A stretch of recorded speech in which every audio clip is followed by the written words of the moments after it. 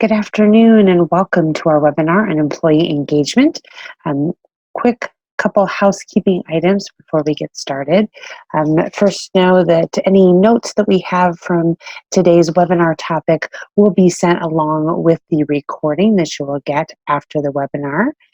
Also, make sure your phone, computer, whatever type of microphone you might have is muted, as well as any video is turned off.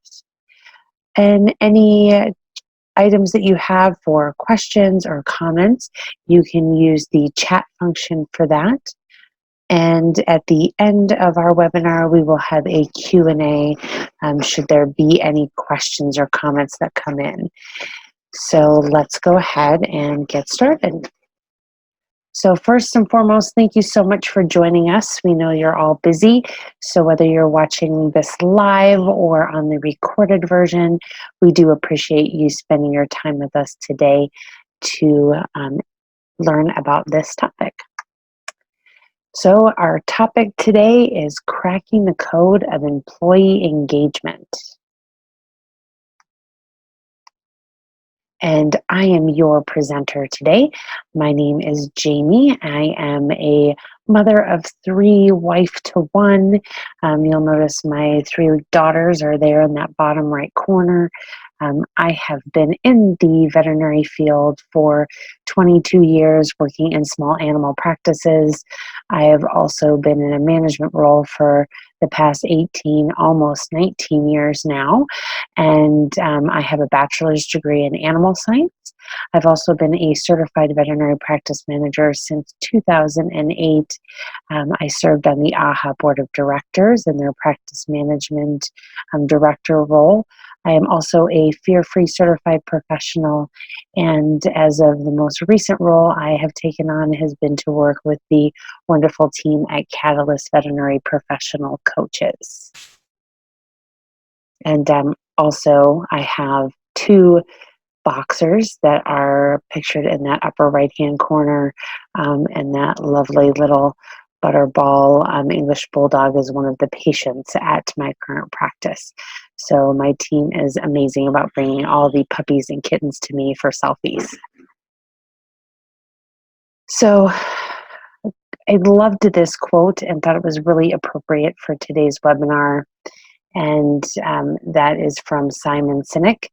And it is, customers will never love your company until the employees love it first.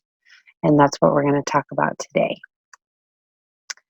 So our employee engagement topics that we are going to cover, we're going to do a definition of what employee engagement is, and also what it's not, why it's important to you and your business, and how to improve upon it, and then also how to keep it at that level that you are wanting for your practice. All right, so first let's define what employee engagement is. A lot of the information from today's webinar is going to come from the Gallup's State of the American Workplace report. This can all be accessed on Gallup's website. They have lots of information on employee engagement and just workplaces, lots of data. If you are a data nerd like me, you'll love it, and you can really dig in as deep as you have time to, or as you wish to. So the definition pulled off of that report for employee engagement is when employees work with passion and feel a profound connection to their company. They drive innovation and move the organization forward. So that is definitely the type of team that I want, and I would imagine you are seeking the same thing being part of this webinar today. So let's talk about how we can really improve that employee engagement. So first, looking at engagement, there are 3 levels. So one is, I would call our ideal. This is the engaged employee, and there you can see there is that definition, that profound connection. Then the second level is someone who is not engaged. So employees in this category are kind of checked out. They just kind of go through the day to day. They're doing what they have to do to get the job done. So they're not necessarily not doing their job. They're just kind of going through the motions. And then we have our third level, which is our actively disengaged. So this is the people that are really just unhappy.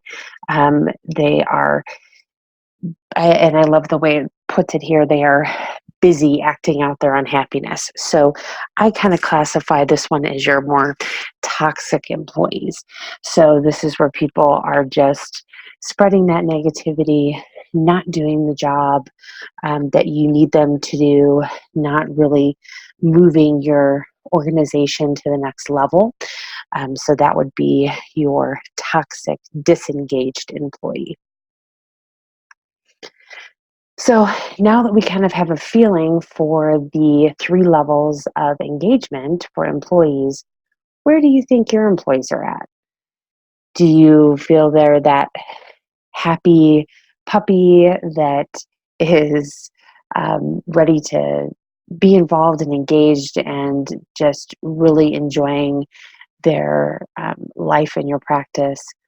Or are they that disgruntled employee, that toxic employee, or even just one that's just kind of doing what needs to be done and not really fully engaged with your practice? So I'd like to share some employee engagement statistics with you.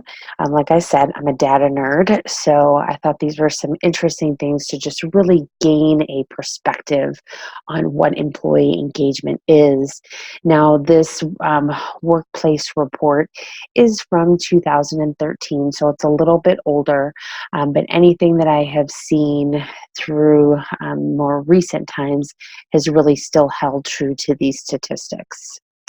So I'm going to put up three statistics here. So we have 33%, 51%, and 2/3. So just thinking about engaged employees and workplace happiness, I mean, where would you want to be?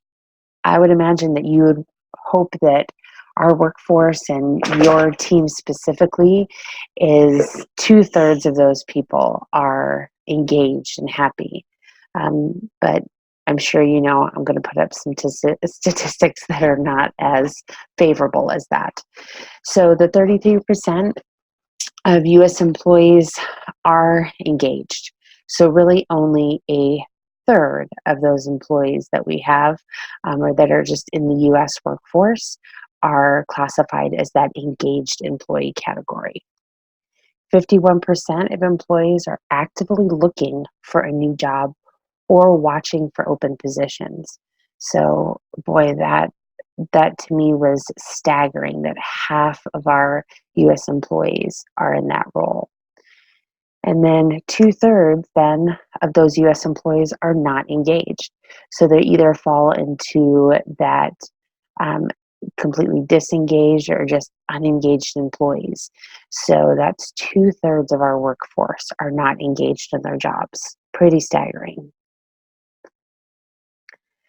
So I think it's really important when we're looking at this topic to understand what employee engagement is not, because we can oftentimes confuse employee engagement with other areas that we're working on within our teams. So really, it's not compensation. Employee engagement is not linked necessarily to employment compensation. Now, there are definitely some parallels, some connectivity between these topics I'm going to list and employee engagement, but they are not purely these items. Employee engagement is also not just employee reward programs. So by having a stellar reward program does not mean that you're going to have engaged employees. Team building. So team building activities are great and they definitely connect team together. But again, it does not necessarily make engaged employees by having killer team building activities. Friendships within your practice. You can see that there is definitely friendships that go on in our very social environments that we have in veterinary hospitals. But just because everybody is friends with each other, again, does not mean that they are engaged with your hospital. Smiles. So this is probably my favorite one because it is so easily believed that by having team members that are walking around smiling and appear happy, that that means that they're engaged. Does not mean that. So smiling faces are just not enough to have an engaged team. So really what we have to do is we have to dig deeper to get to those engaged employees. So, why is this important to you? So, why would you want to have an engaged team of employees? So, this has quite a bit of information on it. So, I'm going to spend just a few moments talking about this slide. So, you can see on the slide that it talks about the effects that engaged employees has on our business outcomes. So you can see that there is a reduction in things like absenteeism, turnover rates, shrinkage, which those of you who might not be familiar with that term, shrinkage is basically loss of inventory. Oftentimes it can be things like stealing. It can also be things like mischarges. Safety incidents are also greatly decreased by having engaged employees. Um, Other patient safety incidences are reduced. So you can imagine this would be anything in our practice where maybe there's errors made in patient care. Quality deficits, those are also that deficit of quality, those poor client communications, those less than stellar client experiences, patient experiences, that quality reduces when we have engaged employees. And those things that really elevate and improve when we have engaged employees are going to be our customer metrics. So anything from client satisfaction to new client numbers. Also, productivity is increased. So our revenues are going to go up and our profitability is going to go up. So this is, again, from the State of the American Workplace Report off of Gallup's website, which is free to download, by the way. And I thought this was a really great way to point out how impactful it is to have a team of engaged employees and how it can really move the needle within our practices, especially when we're struggling with overhead costs and competitive nature in this market. And we really are looking for the ways to how do we shine from other veterinary hospitals to gain quality team members. Employee engagement, as you can see, is really a way to do that. So again, just coming back to that definition of what is employee engagement. So again, when employees work with passion and they feel a profound connection with their company. So again, it's not just being passionate about the work, it's about being connected to the company, connected to the hospital. And they will then drive that innovation. They will move that organization forward if they are an engaged employee.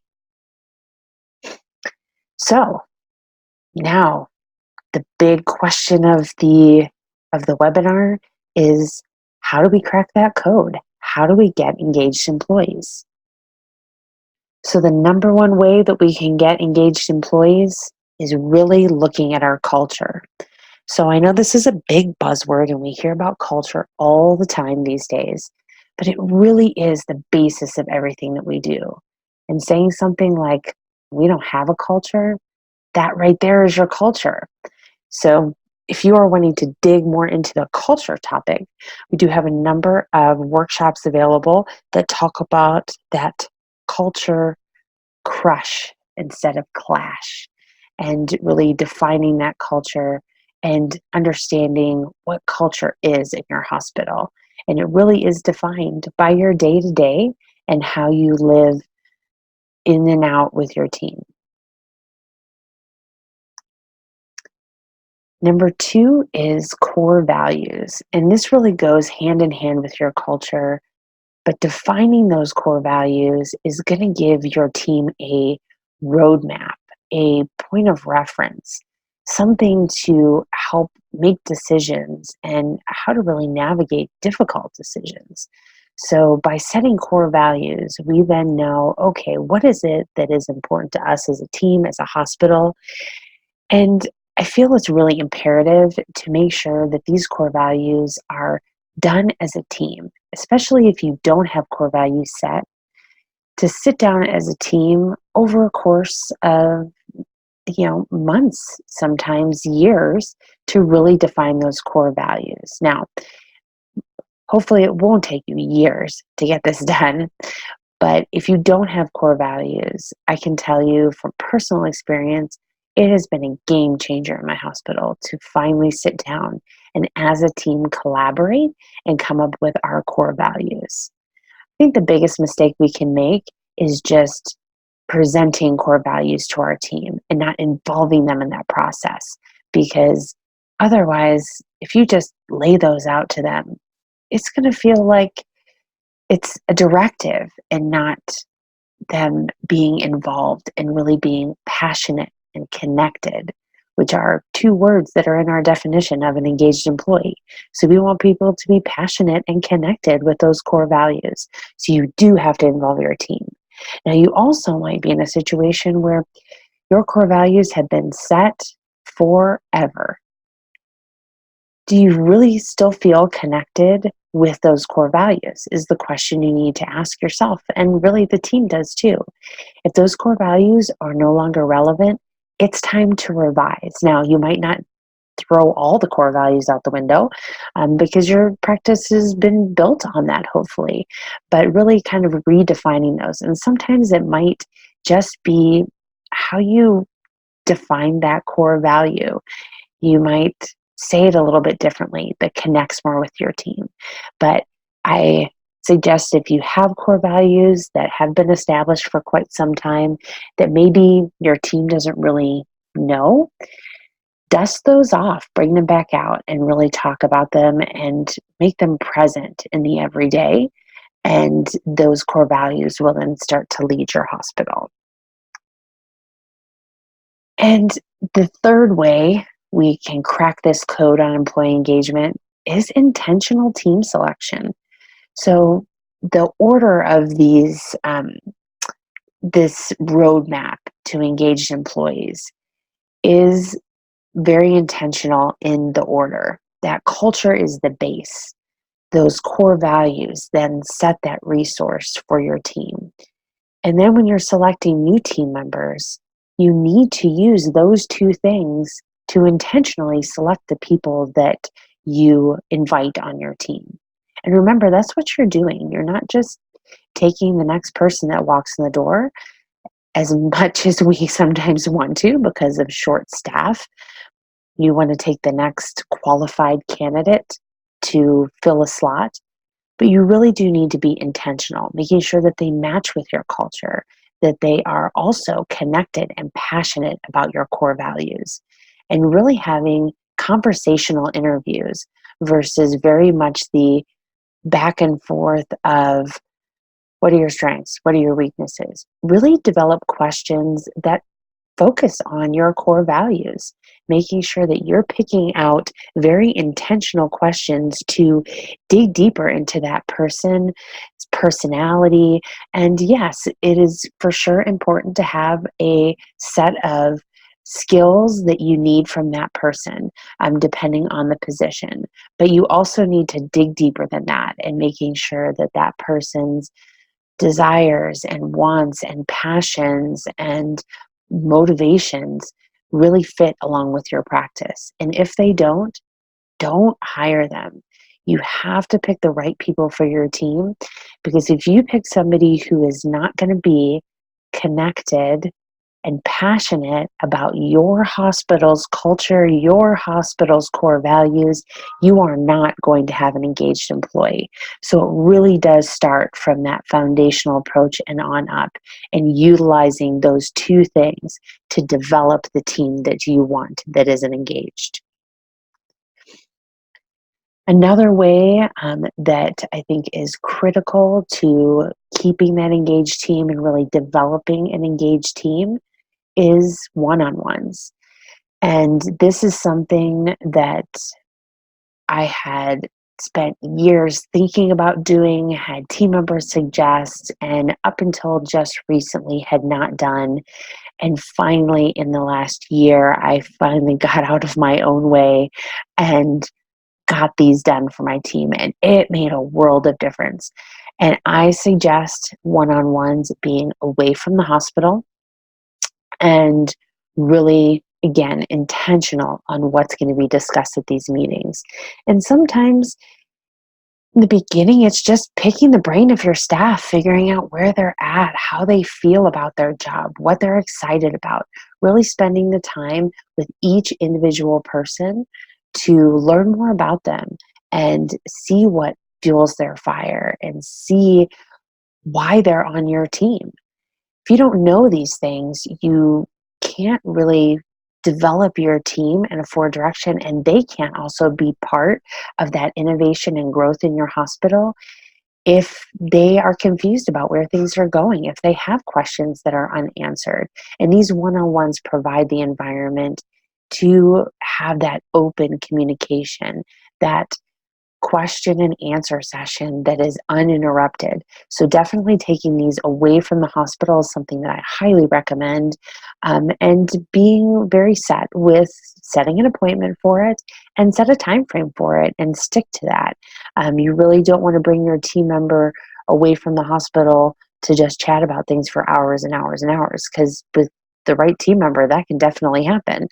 So we want to be very intentional about these meetings, what their purpose is, what we want to get out of them, and also being very set with time frame and scheduling them. One of the biggest mistakes we can make is saying, oh, well, we'll go ahead and run off and do this meeting next time we have a slow period. Well, we all know how that works. As soon as we say we're going to do something like that, there are no slow periods. And then we try and do something outside of the office, and a million things happen when we're away from the office that pull us back in. So we really do have to make these a priority. And I had feedback from my team that by being away from the practice was incredibly beneficial to them, as it reduced their anxiety of being behind a closed door in an office, and also about feeling that they were abandoning their team.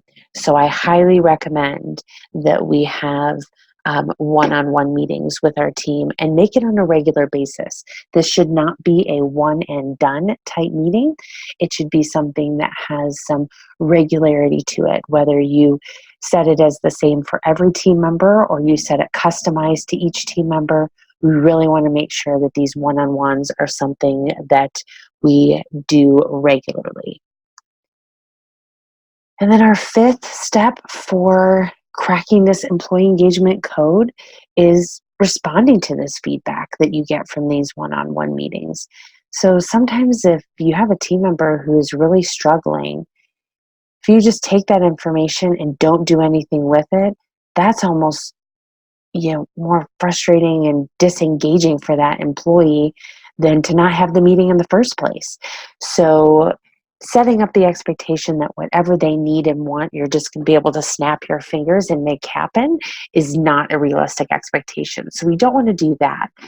But we really want to take into account the things that maybe are quick fixes, maybe are easy changes, and making those happen, or bringing those topics as a discussion to a staff meeting, a problem-solving session with the team as a whole, but really working together as a team to improve upon your hospital by using this feedback from those one-on-ones. That can only have positive repercussions when you have team members that are giving that type of feedback.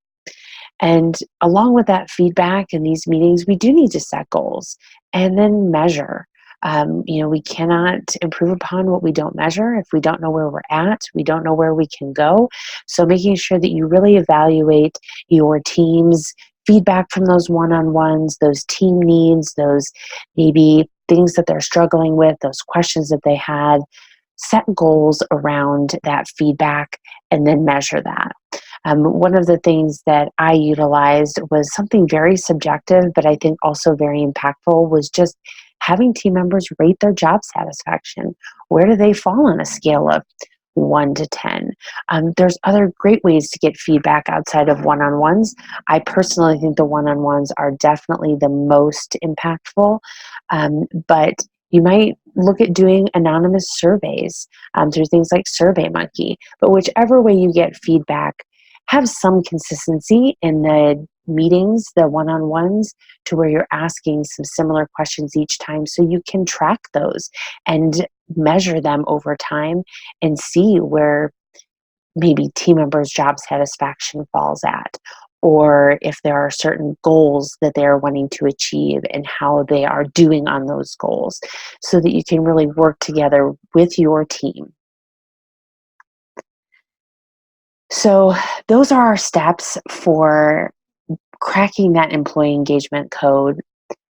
But really, I think above all, kind of something that strings all of those things together is the communication piece.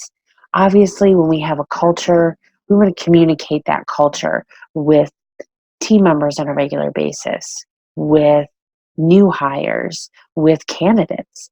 We want to communicate those along with our core values that tie tightly together of what we're about and what are we held accountable to. And then having open communication with one-on-ones and expectations for the team and growth. And all of those things are going to tie nicely together to being connected and passionate about your hospital, which is what an engaged employee is. So this is a quote by our founder, Rebecca Rose, and it is, to communicate well means you understand the other person. That person understands you, and your presence is inviting and sincere.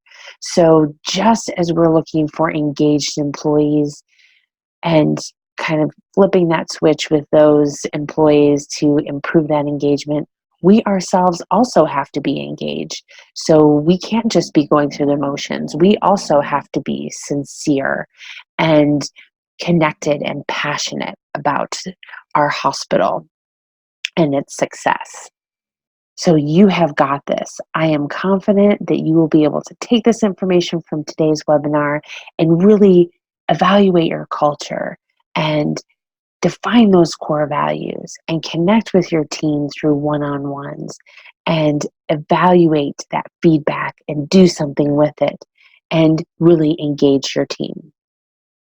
And if you take nothing away from today's webinar but this, it is get out of your own way. I spent years being in my own way, and since I consciously make an effort to get out of my own way, I have accomplished so much more with my team in developing a team of engaged individuals. All right, so services from CATALYST Veterinary Professional Coaches for you. We have customized team workshops, manager coaching, CATALYST Chronicles, and blogs. If you are not signed up for our CATALYST Chronicles, I highly recommend you get signed up and start looking for those in your inbox. They come out twice a month, so they won't be bombarding you all the time, but we do have blog connections in those, and there is a library of blogs on our website as well. And then there's also a private Facebook community called Veterinary Teams Living Well that we would love to have you join if you're looking for another positive resource as a veterinary professional and focusing on well-being. So really, we always like to say with CATALYST that if you can dream it, we can do it. So if you have a need, if you have an idea for a workshop or just really need help in some area of your practice, reach out, have an exploratory call with us, and we would love to design a customized workshop or coaching session, whatever you might need. Like I said, if you can dream it, we can do it. And we have a couple of upcoming webinars. So we have one called Buck Naked Vulnerability. So talking about vulnerability and trust. That one's in October. We also have one to wrap up our 2019 free webinars about the secrets to keeping team members happy. And that will be talking about some generational tips and tricks during that webinar as well. So we hope you'll join us for those free webinars also. So finally, just a big thank you for attending. You guys are all kinds of amazing for spending your time on a topic that is as important as employee engagement. So thank you again for your time and attendance. We loved having you here.